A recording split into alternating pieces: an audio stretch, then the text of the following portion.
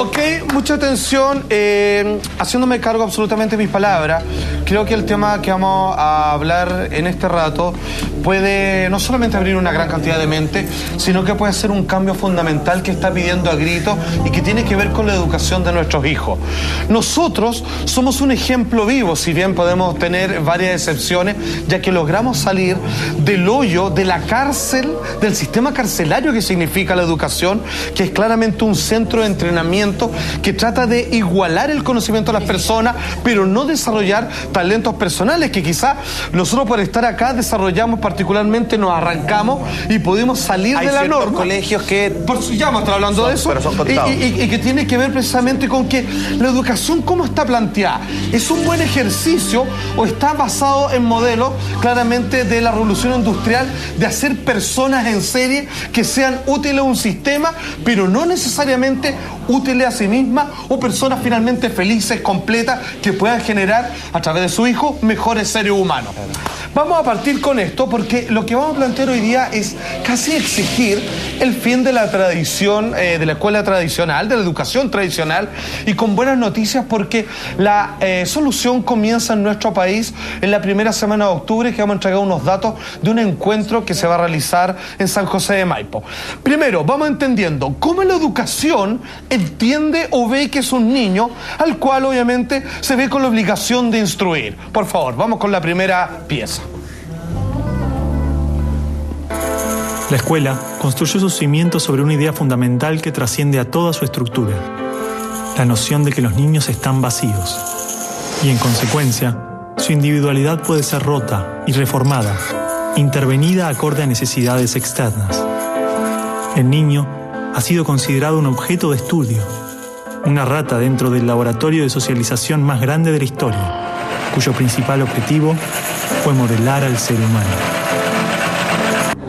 Qué fuerte, como una rata. Absolutamente, o sea, ¿cachai? Se entiende o ven al niño como carente, como vacío, que hay que llenarlo de cosas útiles para que luego sea funcional con lo que corresponde en su interacción, como la vida nos ha obligado que debe ser vivida, ¿ok? Y lo terrible es que después le cierran el cerebro. Absolutamente. Por lo tanto, no absorbe otras cosas importantes también. Ahora, aquí viene un ejemplo que el documental se hace cargo. Es la pega que tienen que hacer los papás. También, pero la cantidad de horas... Lo que pasa es que se le ha asignado toda la importancia a la escuela. Por supuesto, pero... Y la pega que tienen que hacer los papás.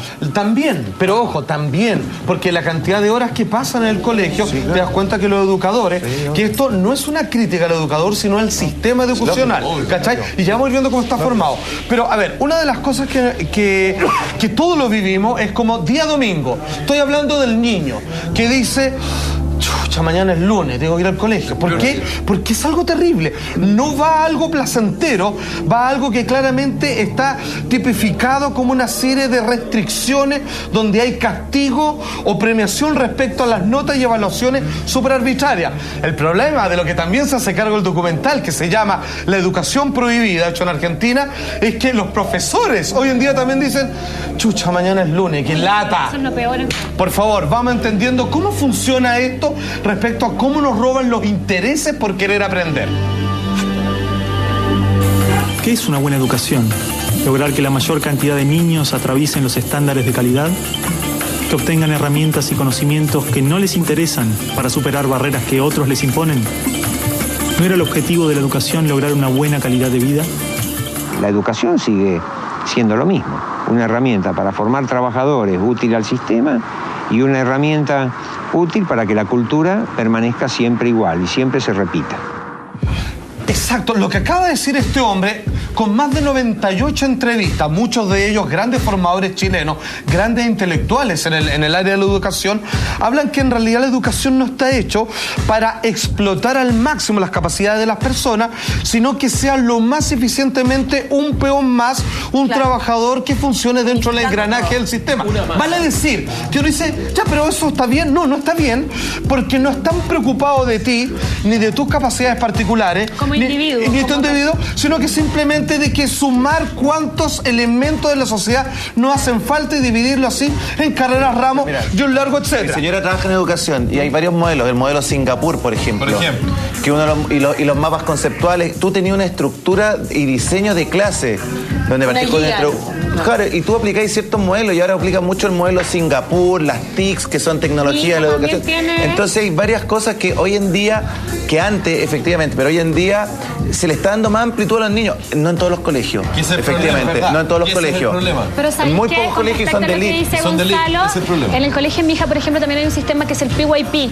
El PYP, que también tiene que ver con un sistema de educación distinto, donde se abren, no es la metodología típica, y es fantástico, y es mucho más a la persona y de una forma distinta. No es una forma estructurada y con la base típica de educación que te digo que a mí me pasó. Mi hija está en segundo básico, y yo el año pasado, cuando estaba primer año así como de básica, yo decía pero quiero entender por qué le enseñan de esta forma que a mí me parecía no tradicional. Y claramente no es la tradicional, pero funciona, es mucho más motivadora. A ella le enseñan en base a dibujos, a conceptos, a la historia, a otra cosa, es que eso es lo genial. Tiene que ser útil e interesante el niño para que aprenda. Lo otro es memorizar, que no tiene que ver con comprender lo que hace.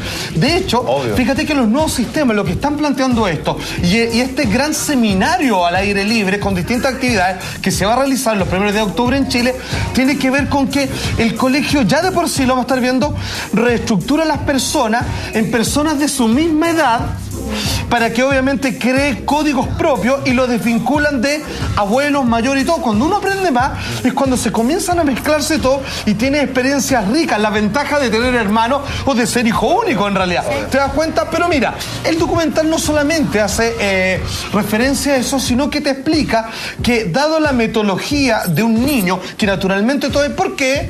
¿Y por qué? Sí. Porque es claramente una persona genio en potencia, porque quiere saber todo, el por qué y quiere entender los procesos, tiene hambre y es una esponja. Pero si bien es reconocido que el 98 de los niños son genios porque actúan con el interés del tal, fíjate que solo el 10% sobrevive después de que termina la educación y que te han aplastado tus intereses y termináis completamente regulado como cualquier otro, tratando de empatarse con los demás en vez de resolver tus propias genialidades. Este es un país castrador, por ejemplo. En este país se están perdiendo los artistas. Se están perdiendo los artistas, los diseñadores, los fotógrafos, los músicos. Esa gente se está perdiendo en este país. Porque supuestamente no es útil para el sistema. Es algo que no hace falta. Latero. En Inglaterra se invierte gran parte en diseñadores, en artistas, en innovación.